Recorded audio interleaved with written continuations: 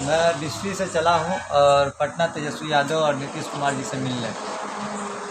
मैं चला था बिजली की समस्या को लेकर के, और कहीं ना कहीं ये बिस्फी की समस्या सोच कर चला था, लेकिन ये बिस्फी ही नहीं, पूरे बिहार की समस्या है। समस्या ये है कि बिजली पहले मैं मतलब मेरी मांग जो है कि मीटर कोई भी आदमी अप्लाई करता है, और आप खुद भी अप्लाई करते होंगे तो आपको ये पता होगा कि अप्लाई करने के बाद कोई रिजल्ट नहीं आता है। और रिजल्ट जब आता है, जब 3,000 या 2,000 रुपया दीजिए तो कल होके मीटर या परसों होके लग जाता है। तो ये मेरी मांग है सरकार से कि 10 दिन के अंदर मीटर लगना चाहिए, और ना लगे तो उसका कारण बताया जाए कि भाई क्यों नहीं लगेगा आपका। सब घुसखोर बैठा हुआ है। दूसरी मांग मेरी ये है कि आदमी जो अपना घर जमीन जायदाद या कर्जा लेकर के या किसी तरीके से पूंजी इकट्ठा करके कारोबार शुरू करता है, तो जब उसका कारोबार का शुरू होता है तो उसको कम से कम 100 उस पर जो मीटर पे फिक्स चार्ज लगाया गया, जैसे किसी पे 350 रुपये से या 200 रुपये से शुरू है, तो जो 10 kV का अगर मीटर लगाता है तो उसको पहुंच जाता है 3,500 3,000। तो वो 3,000 अगर साल भर किसी का कारोबार ना चले तो 40-42 हज़ार रुपये कहाँ से ला के भरेगा।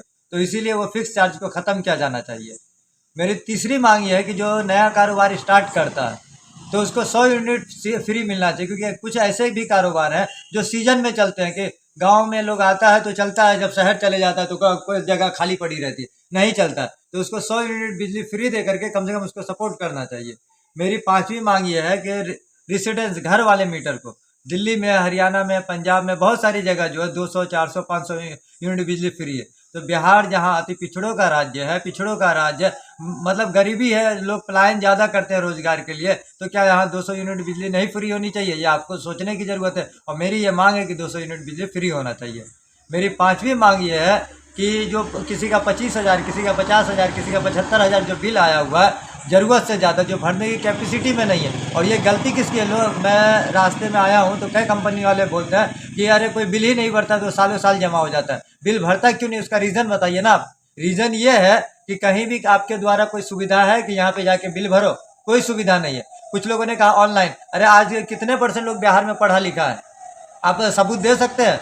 नहीं, मुश्किल से 100 में से 20% भी लोग पढ़े लिखे नहीं होंगे, और पढ़ा लिखा जो भी है वो तो बाहर चले जाता है, महिला ही घर पे रहती है, तो कहाँ से जाके ऑनलाइन बिल भरवाएगी? तो कहीं ना कहीं एक सुविधा केंद्र होना चाहिए। मैं मुंबई से आया हूँ, मुंबई ऐसी जगह पे 1 तारीख को बिल मिलता है, और क्या कहते हैं कि उसको 18 तारीख का डेट होता है, उसके बाद 2-2 3-3 केंद्र होता है कि यहाँ पे जाके आप बिल जमा करिए। लेकिन बिहार में कहीं कोई केंद्र नहीं होता है कि जहाँ बिल भरना है, सही बात। तो इसीलिए तो बिल जमा हो जाता है और बिल लोग भर नहीं पाते हैं। तो फिर आप बाद में महिलाओं को जाके टॉर्चर करते हैं कि बिल भरो नहीं तो जेल ले जाएंगे। तो इसीलिए मेरा ये कहना है कि हर कम से कम हर ब्लॉक पे एक केंद्र होना चाहिए जहाँ पे लोग जाके बिल जमा करें, और पिछला जो बिल है जो लोग नहीं भर पा रहे उसको ना टोचर करके उसका बिल माफ़ किया जाना चाहिए। और मेरी छठी और लास्ट मांग ये है कि ट्रांसफार्मर फोल्ड होता है या कहीं डिब्बा टूटता है या कोई आदमी कनेक्शन लिया पोल पे से तार टूट के गिर जाता है, तो उसका सर्विस देने का काम बिजली कंपनी द्वारा किया जाना चाहिए, और इस पर सरकार को गौर करना चाहिए। धन्यवाद। और ये भाई जिन्होंने मेरा वीडियो रिकॉर्ड किया उसका भी धन्यवाद, और इस वीडियो को आप लोग ज़्यादा से ज़्यादा शेयर करें ताकि मेरी बात पूरे बिहार तक पहुंच सके।